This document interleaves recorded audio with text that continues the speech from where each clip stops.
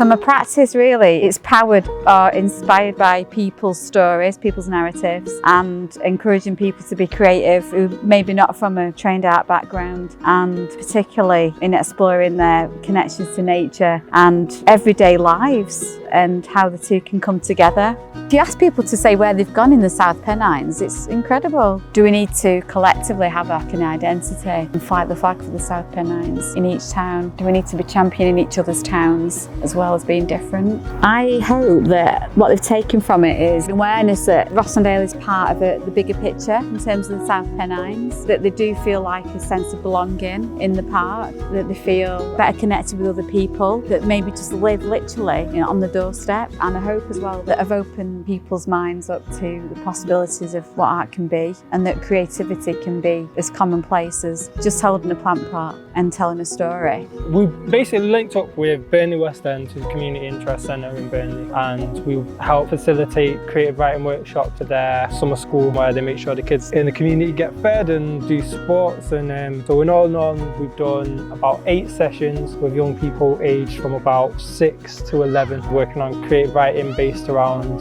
the area and their experiences growing up in Burnley and the South Pennines. And I think if working class people aren't able to be part of telling their own stories, then their stories will be told and shaped around them. A huge proportion of people in rural poverty and working class areas across the UK they aren't in cities, and it's important that their stories are told, and it's important that all young people are given as much opportunity to access the things that could interest them as they can. I've been working with 2 groups in Kirklees and Calderdale, and we've been producing music and sound for specific locations. Each group, they spent a lot of time in these spaces, and they felt like these spaces were an important part of their lives.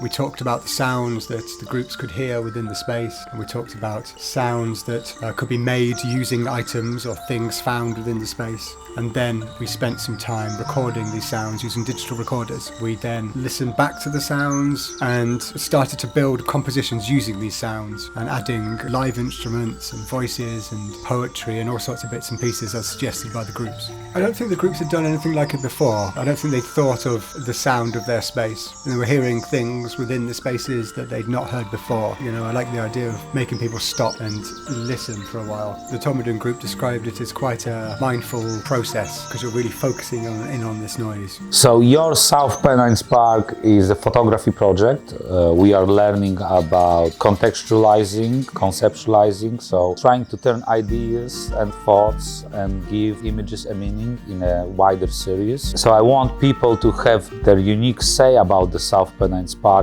through their images. I think the people opened their eyes to the world of photography, and they found it fascinating. It's a niche art of photo essays. So I'm really happy to feed people with my passion, and they kind of ate to it and they love it.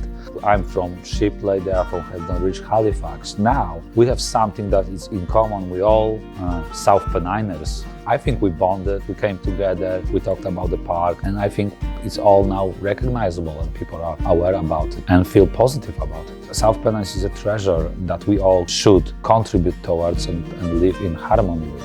I suppose my philosophy is that I believe everyone is creative and everyone has the right to be creative, and I think it enriches our lives. It allows us to question, to be inclusive, and I think that's really important right now. I've been working with 2 groups with young families in Oldham. For the parents and carers, it was just for them to see the children playing again after the year of the pandemic. They've been creating together, they've been exploring outdoors in a safe way. So in Kirklees, I worked with a wonderful group from the Sanctuary Clothing Project. The idea of making our bowls and making things together is clay is very grounding, it's very much of the earth, and we're thinking about the landscape and thinking about the planet, and it's about making people feel welcome as well, and being able to to dress their homes with objects that they've made themselves, using the pottery wheels and using the clay to have some fun together. I think there's nothing more bonding than having some fun, learning some new skills, but in a really enjoyable way.